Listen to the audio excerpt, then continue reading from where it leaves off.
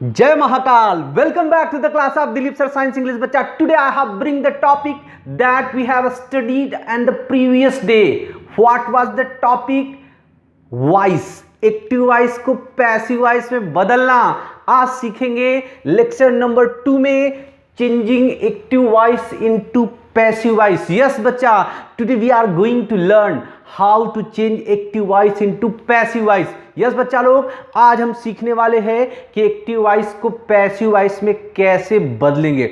Last turn पे हम सब ने what is voice, definition of voice, kinds of voice, वो सारी बातें हमने प्रीवियस वीडियो में पढ़ ली है. अगर आपने प्रीवियस वीडियो को, पिछले वीडियो को नहीं देखा है दोस्त, तो एक्टिव पैसिव का लेक्चर नंबर 1 देख लें बच्चा, और आपको बेसिक बात समझ आ जाने वाली है. और आज जिस टॉपिक की बात कर रहे हैं that is very important topic for today, and I promise you, अगर आपने इस वीडियो को अंत तक देखा है तो पैसिव वॉइस कौन सी चिड़िया का नाम है पहचान जाओगे दोस्त. Okay, yes, without wasting time let's start the video. Before I start the video I want to request you, if you are new in the channel, if you are new on the channel, please press subscribe button. Yes बच्चा, अगर आप नए हैं दोस्त तो subscribe कर दे, like कर दे, share कर दे और घंटी बजा दे. दोस्त, आज की इस वीडियो लेक्चर में वेरी इंपॉर्टेंट लेक्चर, आज इतनी छोटी छोटी बेसिक बातें मैं आपको बता दूंगा कि अगर आपने पैसिव वॉइस पढ़ा है, सीखा है, अगर आपको किसी तरह का कोई भी डाउट रहा है, I guarantee your doubt will resolve today. आज सब घुल जाएगा, खत्म हो जाएगा. आप अच्छे से सीखने वाले हो आज how to change active voice into passive voice. कैसे बदलेंगे एक्टिव को पैसिव में बेहतरीन तरीके से सीखने के लिए दोस्त वीडियो के अंत तक बने रहें, सारे लेक्चर्स को अटेंड करते रहें. So without wasting time let's start the video. Yes बच्चा, look at the black board. Changing active voice into passive voice. अच्छा, थोड़ी सी बात को मैं समराइज कर दूं. लास्ट टर्न पे, प्रीवियस टर्न पे हमने पढ़ा था कि हिंदी और गुजराती भाषा में किसी भी बात को कहने का केवल एक ही तरीका है. जैसे राम आम खाता है, राम आम खाता है. अगर इस बात को आप Hindi, Gujarati, Sanskrit or any other regional language, किसी भी प्रादेशिक भाषा में अगर इस बात को कहेंगे तो आप ऐसे कहेंगे. Let me translate this in other languages. Ram आम खाता है, ये कौन सी भाषा है? यस, यू आर राइट, ये हिंदी है. रामः आम्रम खादति, कौन सी भाषा है? Yes, you are again right, Sanskrit. रामः आम्रम खादति.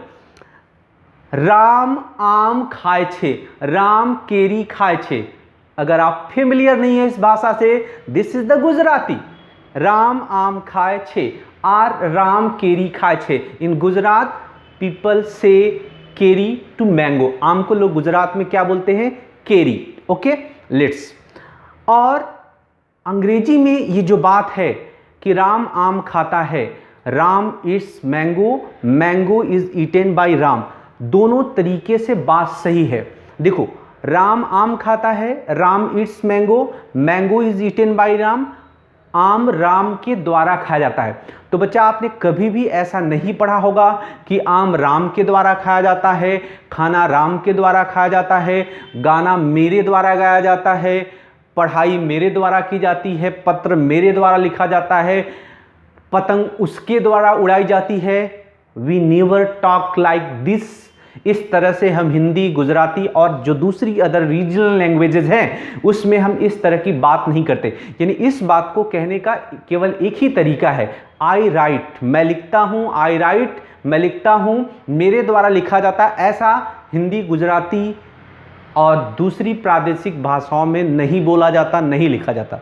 क्लियर है? लेकिन अंग्रेजी एक ऐसी भाषा है जिसमें एक ही बात को कहने का 2 तरीका है. Ram eats mango active voice है, mango is eaten by Ram क्या है? पैसिव वॉइस है. ठीक है, बात ज़्यादा लंबी ना हो, शॉर्टकट में मैं आपको बता के बात को आगे बढ़ाऊंगा. Ram eats mango active voice है क्योंकि इसमें सब्जेक्ट को राम को वैल्यू दी जाती है, महत्व दिया जाता है, वाक्य के शुरू में लिखा जाता है राम, यानी सब्जेक्ट हमारा क्या है, एक्टिव है, इसलिए क्या है, एक्टिव वॉइस है, ठीक है।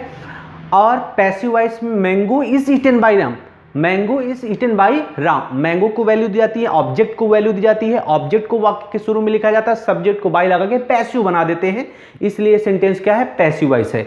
एक्टिव और पैसिव वॉइस का जो बिगेस्ट डिफरेंस है, वॉइस का संबंध स्पेशली वर्ब से होता है, क्रिया से होता है। एक्टिव वॉइस में वर्ब की कोई भी फॉर्म आए, लेकिन पैसिव वॉइस में ऑलवेज वर्ब की आती है, कौन सी फॉर्म, थर्ड फॉर्म, और थर्ड फॉर्म से पहले वर्ब टू बी के form is, am, are, was, were, has been, have been, will be, shall be, can, could, may, might, should, would, must, be में से कोई एक हेल्पिंग वर्ब सहायक क्रिया जरूर रहती है। यस बच्चा, ये थोड़ा सा मैं समराइज किया प्रीवियस वीडियो को, लेकिन बच्चा अगर इस बात को आपको अच्छे से समझना है तो आपको पैसिव वॉइस का लेक्चर नंबर 1 देख लेना है। नाउ अब इस वीडियो को आप देखें, आपको समझ में आने वाला है कि वास्तव में हम एक्टिव को पैसिव में बदलेंगे कैसे। ओके, तो सबसे पहले समझते हैं, सेंटेंस पे ध्यान दो। यहां पर एक सेंटेंस लिखा है हरी प्ले चेस, हरी प्ले चेस। जैसा कि मैंने आपको बताया कि वॉइस का संबंध स्पेशली वर्ब से है, क्रिया से है। एक्टिव वॉइस में क्रिया किसी भी फॉर्म में हो, पैसिव वॉइस में हमेशा वर्ब की थर्ड फॉर्म आती है। ओके, अच्छा, तो टोटल टेंसेस हमने कितने पढ़े हैं, 12 tense. Yes you are right, हमने टोटल 12 टेंस पढ़े हैं, लेकिन इन सारे 12 टेंस का पैसिव वॉइस नहीं बनता है। कितने टेंस में वर्ब हो तो पैसिव वॉइस बनता है, ओनली 8 टेंसेस का पैसिव वॉइस बनता है। आप कहोगे मुझे कैसे पता चलेगा, कैसे मैं जानूं? सरल शब्दों में आप समझो, 3 सबके इंडिफिनिट हैं, present indefinite, past indefinite, future indefinite. इन तीनों का बन जाता है present indefinite, past indefinite, future indefinite. इन तीनों का बन गया continuous, present continuous, past continuous. Future continuous का नहीं बनेगा, ध्यान रखना। प्रेजेंट कॉन्टिन्यूअस, पास्ट कॉन्टिन्यूअस, 3 2 कितना हुआ, 5। Present perfect, past perfect, future perfect, इन तीनों का बन जाएगा। और जो आखिरी तीनों का एक एक टेंस होता है, present perfect continuous, past perfect continuous, future perfect continuous, इन तीनों कॉन्टिन्यूअस टेंसेस का पैसिव वॉइस नहीं बनता। यानी टोटल अगर मैं बात करूं, तीनों टेंस का जो चौथा टेंस होता है परफेक्ट कॉन्टिन्यूअस, तीनों का, प्रेजेंट, पास्ट, फ्यूचर का, इन तीनों के परफेक्ट कॉन्टिन्यूअस टेंस का पैसिव वॉइस नहीं बनता, और फ्यूचर कॉन्टिन्यूअस टेंस का पैसिव वॉइस नहीं बनता। इस तरीके से 3 परफेक्ट कॉन्टिन्यूअस हो गए, एक फ्यूचर कॉन्टिन्यूअस हो गया, परफेक्ट कॉन्टिन्यूअस के साथ फ्यूचर कॉन्टिन्यूअस टेंस का भी पैसिव वॉइस नहीं बनता। तो 4 माइनस हो गए 12 में, तो कितने बचे, यस 8 बचे। यानी टोटल 8 टेंसेस का पैसिव वॉइस क्या होता है, बनता है, ठीक है। और हमेशा जो वर्ब ऐसी होनी चाहिए, सकर्मक क्रिया, ट्रांजिटिव वर्ब, अकर्मक क्रिया, यानी ऐसी वर्ब जिसके बाद क्या आया हो, ऑब्जेक्ट आया हो, कर्म आया हो, ऐसी ही क्रिया का पैसिव वॉइस बनता है। इंट्रांजिटिव वर्ब, अकर्मक क्रिया का पैसिव वॉइस नहीं बनता है। किसका पैसिव वॉइस बनता है, ट्रांजिटिव वर्ब, सकर्मक क्रिया का पैसिव वॉइस बनता है। यानी आपको समझना क्या है, जिस सेंटेंस में वर्ब यानी जो वर्ब होगी वो ट्रांजिटिव वर्ब होगी, सकर्मक क्रिया होगी, कर्म होगा उसका, उसी का क्या बनेगा, पैसिव वॉइस बनेगा। अकर्मक क्रिया या इंट्रांजिटिव वर्ब का पैसिव वॉइस नहीं बनेगा। इस पर भी हम किसी वीडियो लेक्चर में बात करेंगे ना। हमको अब समझना है कि अब हमने सीख लिया कि एक्टिव को पैसिव में हमको बदलना है। 8 टेंस हैं जिनका हमको पैसिव वॉइस बनाना है। सारे टेंस के परफेक्ट कॉन्टिन्यूअस टेंस का पैसिव वॉइस नहीं बनता है, और एक फ्यूचर कॉन्टिन्यूअस है जिसका पैसिव वॉइस नहीं बनता है। ओके, आज मैं ज़्यादा से ज़्यादा आई विल ट्राई कि आपको कोई रूल्स मेमोराइज ना करना पड़े, याद ना करना पड़े। You have to only learn with funda. आपको फंडे से सीखना है, जिससे आपकी मेमोरी में जाके बात सेट हो जाए और कभी आप इसको भूलो ना। अगर आपने वीडियो को स्किप नहीं किया दोस्त, तो आई गारंटी आपको बहुत अच्छे से सीखने को मिलने वाला है। चलो, आज हमको सीखना है कि एक्टिव को पैसिव में कैसे बदलते हैं, ठीक है। ओके, तो यहाँ सबसे पहली जो बात है बच्चा कि एक्टिव वॉइस को पैसिव वॉइस में बदलना। सबसे पहले आप पहचानोगे कैसे कि सेंटेंस कोई एक्टिव वॉइस में लिखा है या पैसिव वॉइस में, क्योंकि आप जब एग्जाम में आएगा तो दोनों तरह का लिखा रहेगा चेंज द वॉइस। अगर वहाँ डिफ्रेंशिएट नहीं करा है कि चेंज इनटू एक्टिव वॉइस या पैसिव वॉइस, तो आप कैसे आइडेंटिफाई करोगे? एकदम आसान सा फंडा है।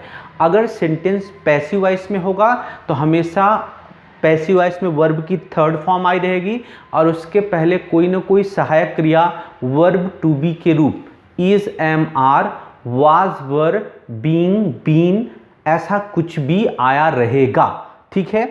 और बाई प्लस एजेंट भी लिखा रहे। Ram eats mango active voice है, mango is eaten by Ram, ऐसा बाई करके सब्जेक्ट लिखा रहेगा।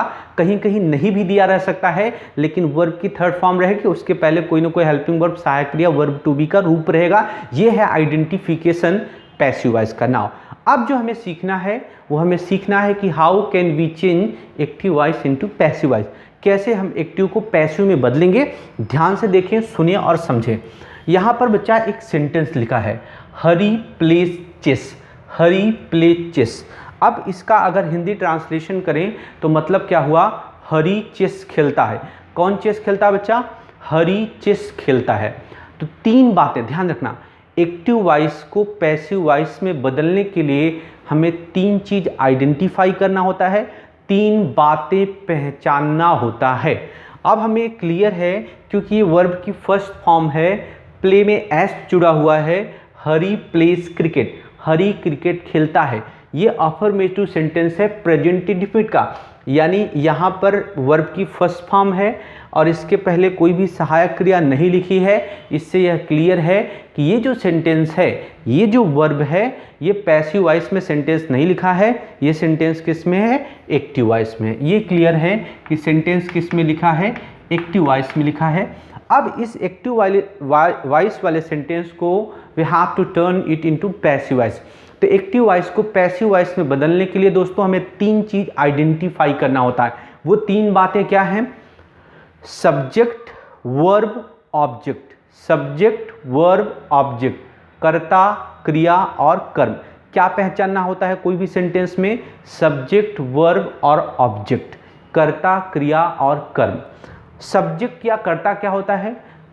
जिस भी सेंटेंस में आप सब्जेक्ट वर्ब आइडेंटिफाई करने रहे हो तो उसमें जो काम हो रहा होता है उसको जो करने वाला व्यक्ति होता है वही क्या होता है? कर्ता होता है, सब्जेक्ट होता है। जो काम हो रहा होता है या किया जा रहा होता है वो क्या होती है? वर्ब या क्रियापद होती है। और इन दोनों का असर जिसके ऊपर होता है उसको हम लोग क्या कहते हैं? Object. Ram eats mango, Ram आम खाता है। हु इट्स मैंगो, कौन राम खाता है? कौन लगा के सवाल पूछो, राम इट्स मैंगो। तो राम क्या है? सब्जेक्ट है। What does Ram do, Ram क्या करता है? ईट्स, खाता है। तो खाना क्या है? क्रिया है। खाने से कोई काम होने का अर्थ पता चल रहा है, तो ईट क्या है? वर्ब है। और राम और ईट के चक्कर में बलि का बकरा कौन बन रहा है? मैंगो। अब प्रहार किसके ऊपर हो रहा है? कौन कुट रहा है, पीस रहा है? Yes, mango. तो मैंगो क्या हुआ बच्चा? ऑब्जेक्ट हुआ, ठीक है। तो तीन ही चीज हमको आइडेंटिफाई करना है एक्टिव को पैसिव वॉइस में बदलते। और आई गारंटी कि अगर आपने तीन चीजें आइडेंटिफाई कर ले कोई भी सेंटेंस में, सब्जेक्ट, वर्ब और ऑब्जेक्ट, तो आपको प्रॉब्लम नहीं होगी एक्टिव को पैसिव में टर्न करने के लिए। कैसे हम आइडेंटिफाई करेंगे? सेंटेंस पे आप ध्यान दो। हरी प्लेज चेस, हरी चेस खेलता है। कौन लगा के सवाल पूछो, कौन चेस खेलता है? तो जवाब मिलेगा हरी चेस खेलता है। तो बच्चा यहाँ पर जो हरी है वो क्लियर हो गया, हरी क्या है? सब्जेक्ट है। क्या है? सब्जेक्ट है। क्या करता है? खेलता है। तो खेलने से किसी काम के होने की बात पता चल रही है। तो प्लेज क्या है बच्चा? वर्ब है। हरी प्लेज, ये हमारी क्या है? वर्ब है, क्रिया है। क्या खेलता है? चेस। कर्ता और क्रिया का असर जिसके ऊपर होता है वो क्या है? ऑब्जेक्ट होता है। यस, आपने पहचान लिया तीन चीजें। बच्चा इन्हीं तीन एग्जांपल्स में मैं पूरा आपको एक्टिव को पैसिव में कैसे बदलते हैं सिखा दूंगा, बस वीडियो को देखते रहो, स्किप ना करो। हरी प्लेज चेस, हरी चेस खेलता है। हरी सब्जेक्ट है, प्लेज वर्ब है, चेस क्या है? ऑब्जेक्ट है। हमने पहचान ली तीन चीजें, सब्जेक्ट, वर्ब, ऑब्जेक्ट। अब समझना है कि हम अब एक्टिव में सेंटेंस लिखा है, सब्जेक्ट, वर्ब और ऑब्जेक्ट हमने आइडेंटिफाई कर लिया है। तो अब कैसे हम एक्टिव को पैसिव में बदलें? तो तीन चीज आइडेंटिफाई करने के बाद, पहचाने के तुरंत बाद करना हमको क्या है, सब्जेक्ट वर्ब ऑब्जेक्ट। फंडा समझो, फंडे से चलना है, कोई रूल्स हमको लर्न नहीं करना है। हरी सब्जेक्ट है, प्लेस वर्ब है और चीज क्या है, ऑब्जेक्ट है।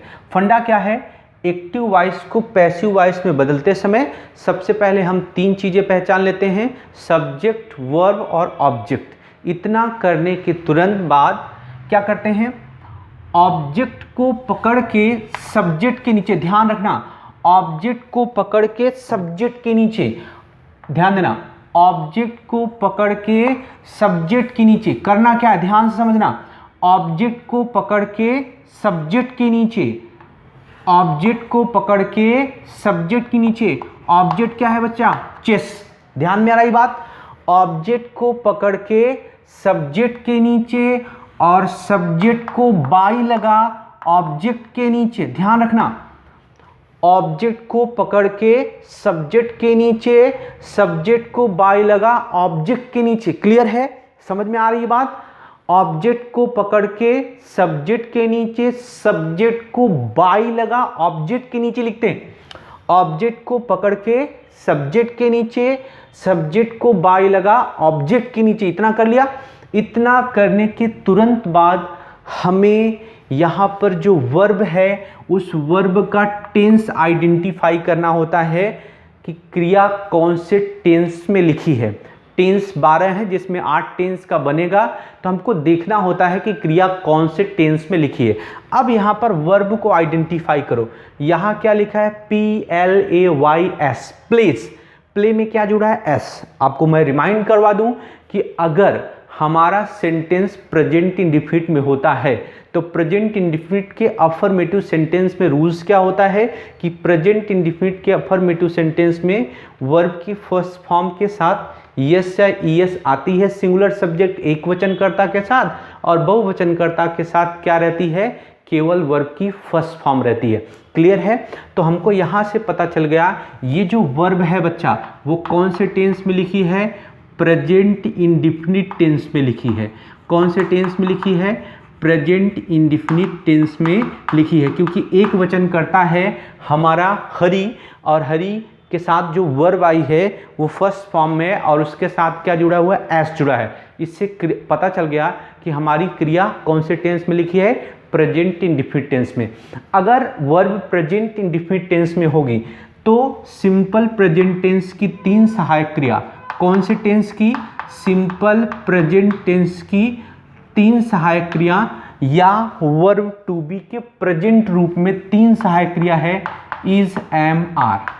इसमें से कोई एक चीज हमको लेना, ध्यान देना, सिंपल प्रेजेंट टेंस की 3 सहायक क्रिया इज, एम, आर में से कोई एक चीज लेना। आपको इतना बेसिक पता है, ही, सी, इट सिंगुलर सब्जेक्ट होगा तो इज होगा, और अगर कर्ता की जगह पर आई होगा तो एम होगा, वी, यू, दे बहुवचन कर्ता होगा तो क्या आएगा, आर आएगा। अब हमने देखो 2 बातें करी, सब्जेक्ट वर्ब ऑब्जेक्ट पहचान लिया, ऑब्जेक्ट को पकड़ के सब्जेक्ट के नीचे, सब्जेक्ट को बाय लगा ऑब्जेक्ट के नीचे रख दिया। इतना करने के तुरंत बाद हमने वर्ब का टेंस पहचाना, वर्ब की फर्स्ट सब्जेक्ट सिंगुलर है, उसके साथ यस यस जुड़ा है, हमको पता चल गया कौन सा टेंस है, प्रेजेंट इंडेफिनिट टेंस है। अब जब क्रिया हमारी प्रेजेंट इंडेफिनिट टेंस में है तो प्रेजेंट इंडेफिनिट टेंस का पैसिव वॉइस बनाते समय सिंपल प्रेजेंट की 3 सहायक क्रिया या प्रेजेंट के वर्ब टू बी के फॉर्म इज, एम, आर में से कोई एक चीज हमको यहाँ पर लेना पड़ेगा। किसके हिसाब से, जो ऑब्जेक्ट को हमने सब्जेक्ट की जगह पे रखा है इसके हिसाब से। चेस, शतरंज कितने खेल का नाम है, एक खेल का नाम है, सिंगुलर है, एक वचन है, तो इज, एम, आर में से बच्चा यहाँ पर क्या आने वाला है, इज, ले लिया इज। और हमने सीखा है बच्चा कि पैसिव वॉइस में हमेशा आती है वर्ब की 3rd फॉर्म, क्रिया की तीसरी अवस्था। प्ले वर्ब की फर्स्ट फॉर्म है PLAY, इसमें ईडी जोड़ दिए, ये बन गई वर्ब की 3rd फॉर्म। कौन सी फॉर्म बन गई, ये वर्ब की 3rd फॉर्म बन गई। यानी चेस ऑब्जेक्ट है, एक वचन है, इसलिए इज, एम, आर में से क्या आ गया, इज आ गया, वर्ब की 3rd फॉर्म प्लेड, और बाई प्लस एजेंट बाई हरी। यानी इस तरह से ये सेंटेंस को हमने पैसिव वॉइस में बना लिया। ठीक है, दूसरे एग्जांपल पे चलते हैं, आपको और बात अच्छे से समझ में आ जाए। देखो, चिल्ड्रेन किल अ स्नेक, बच्चे एक सांप को मारते हैं। चिल्ड्रन किल अ स्नेक। कौन एक सांप को मारता है? Yes, children. चिल्ड्रन क्या है? सब्जेक्ट है। कौन लगा के सवाल पूछने से जो जवाब हमको मिल जाता है वो क्या होता है? सब्जेक्ट। बच्चे सांप को मारते हैं, क्या करते हैं? किल, मारते हैं। तो यहाँ पे मारने शब्द से कोई काम का होना या करना पाया जा रहा है। चिल्ड्रन क्या हुआ? सब्जेक्ट। किल क्या है? वर्ब है। किसको मारते हैं? अ स्नेक। ये क्या है बच्चा? ऑब्जेक्ट है। समझ में आ गई बात? एक्टिव वॉइस को पैसिव वॉइस में बनाने के लिए मैं 3 बातें पहचाननी होगी: सब्जेक्ट, वर्ब, ऑब्जेक्ट, कर्ता, क्रिया, कर्म। फिर फंडा क्या है? वही पुराना फंडा कि ऑब्जेक्ट को पकड़ के सब्जेक्ट के नीचे, सब्जेक्ट को बाय लगा ऑब्जेक्ट के नीचे। यस, ऑब्जेक्ट को पकड़ के सब्जेक्ट के नीचे। ऑब्जेक्ट क्या है? अ स्नेक, एक सांप, अ स्नेक। ठीक है, सब्जेक्ट को बाई लगा, ऐसे नहीं रखना है, सब्जेक्ट को बाई लगा ऑब्जेक्ट के नीचे, बाई चिल्ड्रन, बाई चिल्ड्रन। समझ में आई इतनी बात?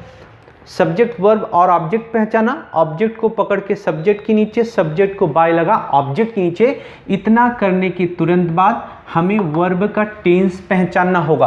अब यहाँ पर हमको पता है कि ये जो वर्ब है वो कौन से टेंस में लिखी, ये हमको आइडेंटिफाई करना है।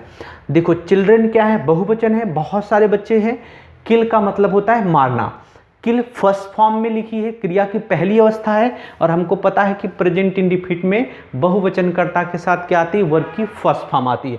अब जब हमको क्लियर हो गया कि जो वर्ब है हमारी वो कौन से टेंस में लिखी है? प्रेजेंट इंडिफिनिट टेंस में लिखी है। तो अब हमको क्या करना है कि पैसिव वॉइस बनाते समय हमें क्या करना है? प्रेजेंट, सिंपल प्रेजेंट या वर्ब टू बी के present form is am are में से कोई एक चीज लिखना है। वर्ब टू बी के प्रेजेंट रूप। कौन सा रूप बच्चा?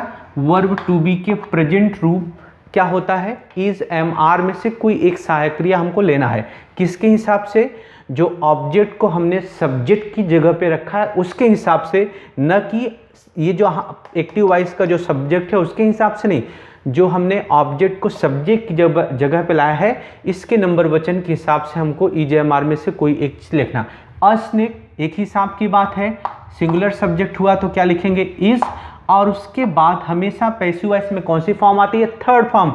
यस बच्चा, किल, KILLED। किल्ड क्या हो गया? वर्ब की हो गई थर्ड फॉर्म। अब आपको मैं बता दूं कि ज़्यादातर वर्ब में ईडी और ईएन जोड़ने से वर्ब की थर्ड फॉर्म बन जाती है, लेकिन सारी वर्ब्स में ऐसा नहीं होता है, क्योंकि वर्ब्स 2 तरह का है, एक रेगुलर वर्ब और एक इर्रेगुलर वर्ब। नियमित क्रियापद और अनियमित क्रियापद, जैसे प्ले, किल, ये सब कैसे हैं? रेगुलर वर्ब है, जिसमें ईडी और ईएन जोड़ने से, ज़्यादातर ईडी जोड़ने से क्या बन जाता है? Third form. लेकिन जैसे राइट, राइट का सेकेंड फॉर्म रोट और थर्ड फॉर्म रिटेन। गो, वेंट, गॉन, आपने पढ़ा होगा, आपको इतना बेसिक आता होगा। तो रेगुलर वर्ब्स में ईडी जोड़कर या कहीं पे ईएन जोड़कर हम थर्ड फॉर्म बना लेते हैं, लेकिन ज़्यादातर किस में होगा? इर्रेगुलर वर्ब में। इर्रेगुलर वर्ब में हमको क्या रखना पड़ेगा? याद रखना पड़ेगा, ध्यान में रखना पड़ेगा कि वर्ब कौन सी, वर्ब की थर्ड फॉर्म, सेकेंड फॉर्म कौन सी होती है। यहाँ पे तो स्पेशली हमको कौन सी फॉर्म यूज़ करना होता है? वनली हमको यहाँ पर क्या यूज़ करना होता है बच्चा? थर्ड फॉर्म यूज करना होता है। तो हमको पता चल गया कि किस तरह से हमने ये सेंटेंस को बना लिया पैसिव वॉइस। एक और सेंटेंस को आप देखो, दे राइट लेटर्स। दे राइट लेटर्स, वे पत्र लिखते हैं। कौन पत्र लिखता है? दे। तो बच्चा दे इसमें क्या है? यस, दे क्या है? यहाँ पर सब्जेक्ट है। क्या करते हैं? राइट, लिखते हैं। ये क्या है? आपका वर्ब है। क्या लिखते हैं? लेटर्स। ये क्या है? आपका ऑब्जेक्ट है। 3 चीज़ें आइडेंटिफाई कर लिया हमने, सब्जेक्ट, वर्ब, ऑब्जेक्ट। फंडा हमारा क्या है? फंडा हमारा ये है कि ऑब्जेक्ट को पकड़ के सब्जेक्ट के नीचे, ऑब्जेक्ट को पकड़ के सब्जेक्ट के नीचे और सब्जेक्ट को बाय लगा ऑब्जेक्ट के नीचे। यहाँ पर लेटर्स को हमने कहाँ पे लिख दिया? यहाँ पर। और देखो, ऑब्जेक्ट को पकड़ के सब्जेक्ट के नीचे और सब्जेक्ट को बाय लगा ऑब्जेक्ट के नीचे।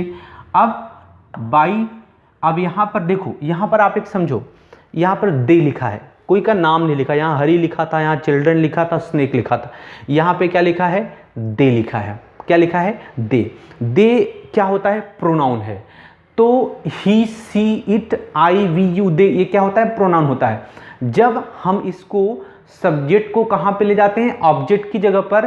तो इन सारे प्रोनाउंस का ऑब्जेक्ट होता है। चेंज क्या होगा आप यहाँ पर देख लो, अगर सब्जेक्ट की जगह पर एक्टिव वॉइस में आई लिखा होगा और पैसिव वॉइस में बाई लगाकर हमको ऑब्जेक्ट की जगह ले जाना पड़ेगा, तो आई का ऑब्जेक्ट मी होता है, तो उस आई का क्या होगा, बाई मी। वी लिखा रहेगा तो बाई अस, ही लिखा रहेगा तो बाई हिम, सी रहेगा तो बाई हर, दे रहेगा तो बाई देम, यू का बाई यू ही रहता है, इट का बाई इट ही रहता है। तो आपको ध्यान रखना है 2-3 जगह चेंज होगा अगर प्रोनाउन होगा तो। चूंकि इन प्रोनाउन का क्या होता है, ऑब्जेक्ट रूप होता है। यहाँ पर हम सब्जेक्ट को कहाँ पे ले जा रहे हैं, ऑब्जेक्ट। नाम का तो नाम ही रहता है, ऑब्जेक्ट की जगह पे हो चाहे सब्जेक्ट, लेकिन प्रोनाउन का ऑब्जेक्ट होता है। तो बच्चा यहाँ पर हम दे की बजाय हमको यहाँ पर क्या लिखना होगा, देम। क्या लिखना होगा, देम। ध्यान रखना, फुल स्टॉप सब जगह आएगा, सेंटेंस खत्म होगा। तो ऑब्जेक्ट को सब्जेक्ट जगह पे, सब्जेक्ट को बाय लगा ऑब्जेक्ट के, बस इतना ही प्रोनाउन है जिसके पैसिव वॉइस में ये चेंज आएगा, बाकी किसी में कोई चेंज नहीं आना है। एज इट इज सब्जेक्ट को हमें कहाँ पे लिख देना है, बाई करके ऑब्जेक्ट की जगह पे लिख देना है। इतना करने के तुरंत बाद we have to identify the verb of the tense. अच्छा, दे प्लूरल है, बहुवचन है, और यहाँ पर आई है वर्ब की कौन सी फॉर्म है, ये कौन सी फॉर्म है, यस, वर्ब की फर्स्ट फॉर्म है। वर्ब की फर्स्ट फॉर्म से पता चल गया टेंस कौन सा है बच्चा, प्रेजेंट इंडेफिनिट है। और हमें पता चल गया कि टेंस क्या है, प्रेजेंट इंडेफिनिट है। और प्रेजेंट इंडेफिनिट है तो सिंपल प्रेजेंट की 3 सहायक क्रिया या सिंपल प्रेजेंट की जो वर्ब टू बी के रूप होते हैं, इज एम आर में से कोई एक चीज़ हमको लेना है। यस, लेटर्स, एक लेटर की बात नहीं, बहुत सारे लेटर्स हैं। तो इज एम आर में से क्या आएगा बच्चा, यहाँ पर आएगा आर। और वर्ब की थर्ड फॉर्म, राइट का थर्ड फॉर्म होता है रिटेन। क्या होता है, रिटेन। आपको इसको ध्यान में रखना है, राइट का थर्ड फॉर्म क्या होता है, रिटेन। ये है आपका, इस तरह से ये सेंटेंस आपका बन गया पैसिव वॉइस में। और एक छोटी और बात आप समझ लें, ये हमने बेसिक सीखा कि कैसे एक्टिव वॉइस के सेंटेंस को पैसिव वॉइस में बदलेंगे। करना क्या होता है, 3 चीज़ आइडेंटिफाई करना होता है, सब्जेक्ट, वर्ब, ऑब्जेक्ट। फिर ऑब्जेक्ट को सब्जेक्ट जगह पे, सब्जेक्ट को बाय लगा ऑब्जेक्ट की जगह पे। वर्ब का टेंस पहचानना है, वर्ब जिस भी टेंस में रहेगी उस टेंस की जो सहायक क्रिया होती है उसको लेंगे, और वर्ब की कौन सी फॉर्म लिख देंगे, थर्ड फॉर्म। बन गया हमारा पैसिव वॉइस। आगे बढ़े इससे पहले मैं यहाँ पर एक टेबल मैंने बनाया है जो मैं आपको बता दूँ। टेंस 3 है, present, past, future, present, past, future. और तीनों टेंस के इंडेफिनिट, कॉन्टिन्यूअस, परफेक्ट और परफेक्ट कॉन्टिन्यूअस टाइप के टेंस होते हैं। तो अगर टेंस प्रेजेंट इंडेफिनिट होगा, कैसे हमको पता चलेगा, सेंटेंस में वर्ब की फर्स्ट फॉर्म आई रहेगी, उसके साथ यस या ईएस में से कोई एक चीज़ जुड़ा रहेगा, या बहुवचन करता होगा तो केवल वर्ब की फर्स्ट फॉर्म होगी। तब उसका जब हम पैसिव वॉइस बनाएंगे तो सहायक क्रिया वर्ब टू बी के प्रेजेंट रूप इज एम आर में से कोई एक चीज़ लेना पड़ेगा। अगर हमारा सेंटेंस प्रेजेंट कॉन्टिन्यूअस में रहेगा तब पहचान क्या है, इज एम आर के साथ वर्ब में क्या रहेगा, आईएनजी। तो पैसिव वॉइस इसका बहुत ही आसान रहेगा, उसमें सहायक क्रिया हमको इज एम आर यही लेनी है। आईएनजी आया है उसके लिए यहाँ हमें क्या बढ़ा देना होगा, B I N G, being. और वर्ब की हमेशा कौन सी फॉर्म आएगी, थर्ड फॉर्म पैसिव वॉइस में। अगर हमारा सेंटेंस प्रेजेंट परफेक्ट में होगा, प्रेजेंट परफेक्ट में क्या होता है, हैज़ है, वर्ब की थर्ड फॉर्म आती है, तो हैज़ है वही रहेगा, सिर्फ इसमें क्या बढ़ जाएगा, B double E N, been. और प्रेजेंट परफेक्ट कॉन्टिन्यूअस टेंस का पैसिव वॉइस बनता ही नहीं है। अब पास्ट टेंस की इंडेफिनिट की बात करें तो पास्ट टेंस में वर्ब की सेकंड फॉर्म आती है, तो सहायक क्रिया कौन सी आएगी, वर्ब टू बी का पास्ट रूप, वाज वर्ब में से कोई एक चीज। अगर कॉन्टिन्यूअस में रहेगा तो वाज वर्ब की फर्स्ट फॉर्म में आईएनजी रहेगा, तो पैसिव वॉइस बनाते समय वाज वर्ब वही रहेगा नंबर वचन के हिसाब से। क्या बढ़ाना होगा, B I N G, being, और वर्ब की थर्ड फॉर्म। पास्ट परफेक्ट में हैड और बी3 रहेगा, पैसिव वॉइस बनाना रहेगा तो हैड के साथ क्या बढ़ा देंगे, बीन, वर्ब की थर्ड फॉर्म तो रहेगी। फ्यूचर इंडेफिनिट की बात करें तो फ्यूचर इंडेफिनिट में शैल विल और वर्ब की फर्स्ट फॉर्म आती है, पैसिव वॉइस बनाना होगा तो शैल विल वही रहेगा, सिर्फ क्या बढ़ाना होगा, बी ई बी और वर्ब की थर्ड फॉर्म। फ्यूचर कॉन्टिन्यूअस का बनता नहीं, हमने पढ़ा है। और फ्यूचर परफेक्ट कॉन्टिन्यूअस रहेगा तो शैल विल के साथ हैव और वर्ब की थर्ड फॉर्म आएगी, तो हैव के साथ बाद हम क्या बढ़ाते हैं, बीन, तो वही यहाँ पर क्या होगा, बीन बढ़ जाएगा, बाकी सब कुछ वैसे ही रहेगा। और फ्यूचर परफेक्ट कॉन्टिन्यूअस टेंस का पैसिव वॉइस तो बनता ही नहीं। क्लियर है बच्चा। तो इस तरह से हमने देखा कि 8 टेंस का पैसिव वॉइस बनता है। और पैसिव वॉइस का बेसिक बात मैंने आपको बताया कि किस तरह से हम एक्टिव वॉइस के सेंटेंस को पैसिव वॉइस में टर्न करेंगे। ये अफर्मेटिव सेंटेंस है, प्रेजेंट इंडेफिनिट का अफर्मेटिव सेंटेंस है। अगली वीडियो में और डिटेल में हम चर्चा करेंगे, इसमें और भी बातें हैं। मैंने आपको यहाँ पर सिर्फ बेसिक वर्जन बताया है, जिससे आप बात को अच्छे से पकड़ो, फिर अगली वीडियो में और डिटेल में और बारीकियों पर हम चर्चा करेंगे। Thank you for watching the video till then. Hope आपको वीडियो अच्छी लगी होगी। दोस्त अच्छी लगी तो सब्सक्राइब, लाइक, शेयर तो करते ही देना और चलते हैं, मिलते हैं अगले वीडियो में। Thank you for watching the video till then. Bye bye.